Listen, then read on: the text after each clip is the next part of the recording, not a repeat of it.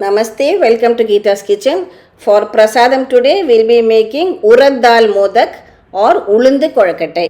First, to make the outer covering, I am taking 1 cup of water. Add a teaspoon of ghee, just a pinch of salt. When the water starts coming to a boil, just add 1 cup of this processed rice flour and stir it well together.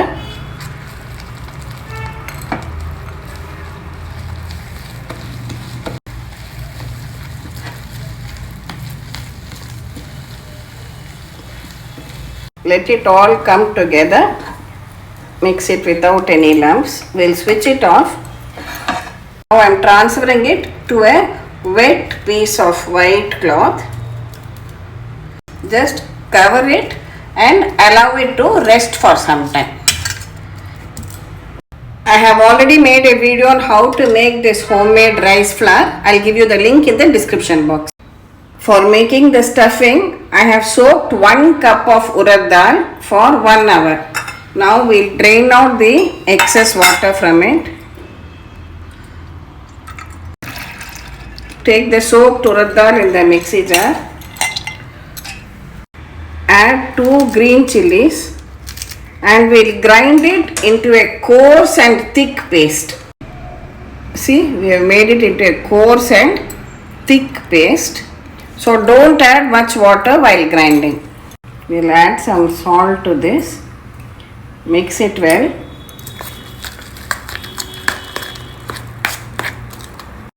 So this is my steamer plate. We'll just place it for steaming. See, the water is boiling well in our steamer now. So I'll keep this inside the steamer and we'll steam it for 10 minutes on a medium flame.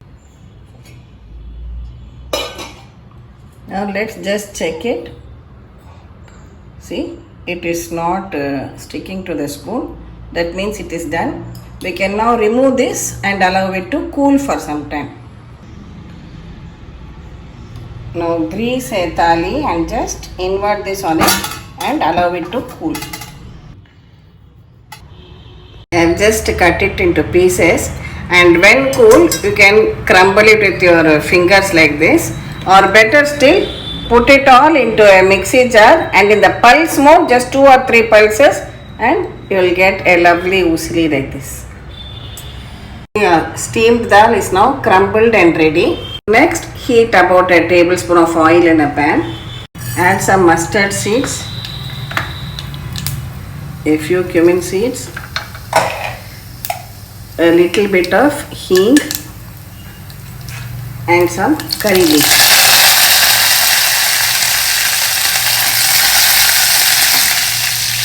Next, we'll add in this crumbled usli into it.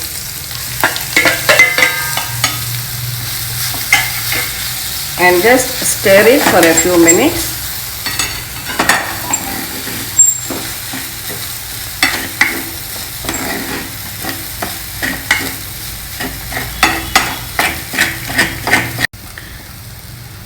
This is now well stir fried. Now I can switch this off.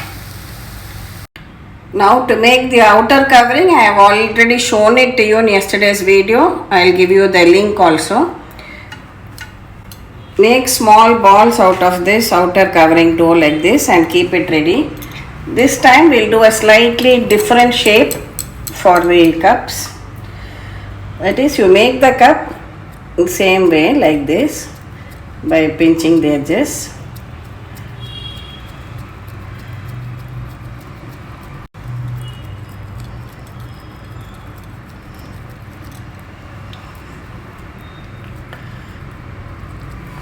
Now we will take a spoon of this urad dal filling and making a savoury kolakattai. Join the 2 edges like this, like a semicircle.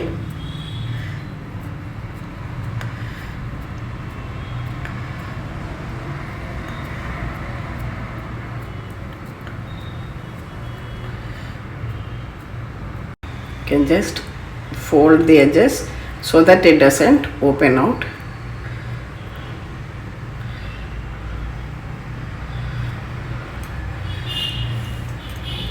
So this is your uppu korkatai or salt korkatai. If you are not able to make the shape like this, you can use this karanji mold. Take a portion of the dough and press it onto this like this.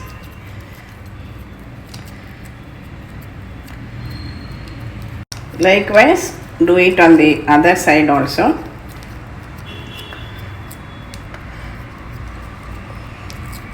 I forgot to mention, grease the mold before adding this flour. Place the filling in the cup and then cover it like this. Press it tightly and remove any excess which comes out. Now open it carefully. See?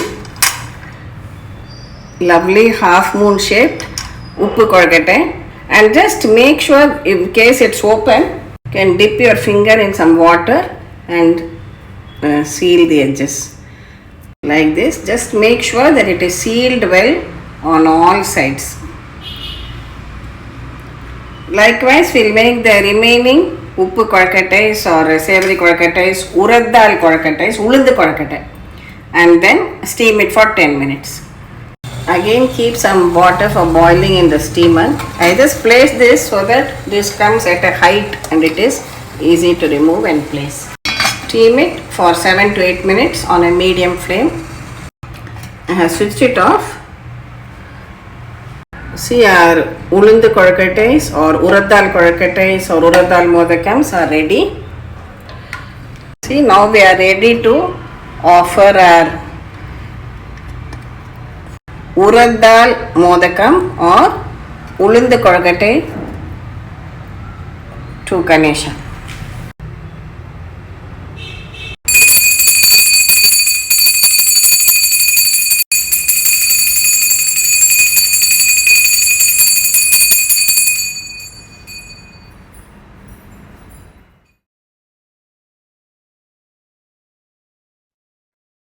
Namaste, welcome back to Gita's Kitchen.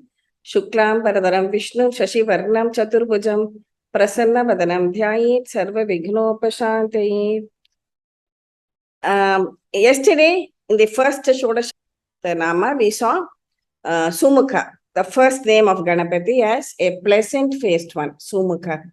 And even in the shloka which we say at the beginning, Shuklam Param Prasanna Vadanam Dhyayet. Prasanna Vadana also means a person with a cheerful face.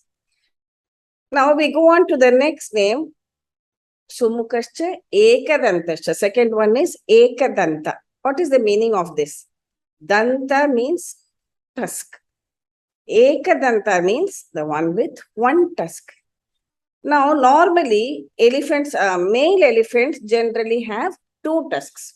But our Vignesha has one tusk. Why is this and how did it happen? Initially, Ganesha too had two tusks. Now, there are two stories behind this.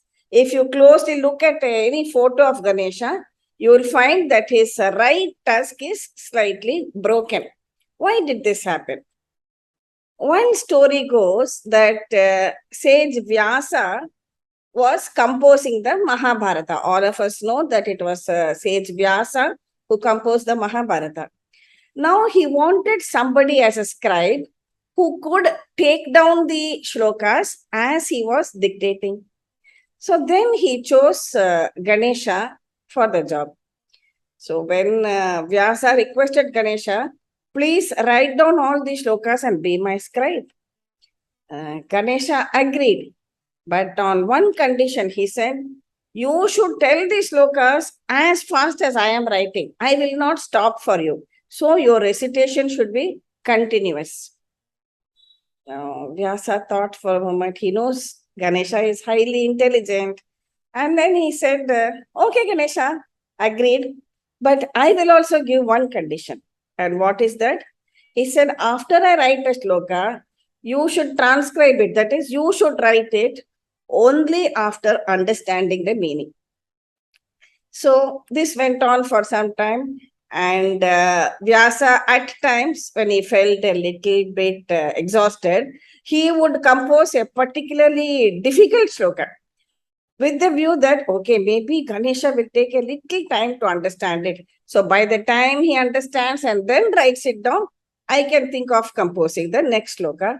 And this is how the Mahabharata was composed. Now, in those days, for writing, what did they use? A quill, that is a feather pen kind of. So, with this large amount of writing and speed of writing, after a while, Ganesha's pen broke. Now, he had made a deal that he would not stop writing and he has to continue with the pace of Vyasa Maharishi. So, immediately, what did he do? He broke his tusk and dipped it in ink and then used that to transcribe the Mahabharata shlokas.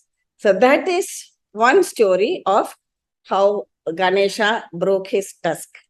And why was Ganesha chosen for this particular job? Remember, Ganesha has all the wisdom, and that is why he was chosen as the right person to transcribe the Mahabharata as composed by Vedavyasa. Now, another story relating to this goes to the killing of the demon Gaja Mukasura. Gaja Mukasura had a boon that he should not be killed by any man or animal, and also his death should not be caused by the use of any weapon. And that is how Ganesha used his tusk to kill this demon Gaja Mukasura, which he used as a weapon and not any other weapon used in battle. And also he was elephant head and a man's body. So both the rules were done and he got rid of Gaja Mukasura. So we have seen the first name is Sumukha. Sumukha meaning beautiful face or beautiful mouth. The next one, in the face, it goes to his tusk and says Ekadanta, the one with one tusk. If someone were to ask me, what is the most beautiful thing in the world? There are very many beautiful things. But one which really stands out in mind is the beautiful toothless smile of a small newborn baby. So this is again Gajanana or Ekadanta, who is toothless, and so a beautiful smile, cherubic smile, chubby baby. And when we look at such a baby, all of us feel happy. And when a baby smiles, its toothless smile at you, automatically you also smile and forget all the worries of the world. Or even if you think of a slightly older child, 7 or 8-year-old child, and he has lost a tooth and he smiles widely with, with a gap in between with the two teeth missing. And you look, that is also a very, very beautiful sight to behold. So this all reminds us that we can always be cheerful, happy, looking at Sumukha and looking at Ekadanta. And also always the motto of life, our motto of life, which I've shared with you earlier, or the ABCs of life. Always be cheerful. This auspicious day. May Ganesha bless us all. Please continue reciting this Shodasha Nama, and we'll meet again tomorrow with the next episode of the next name. Thank you.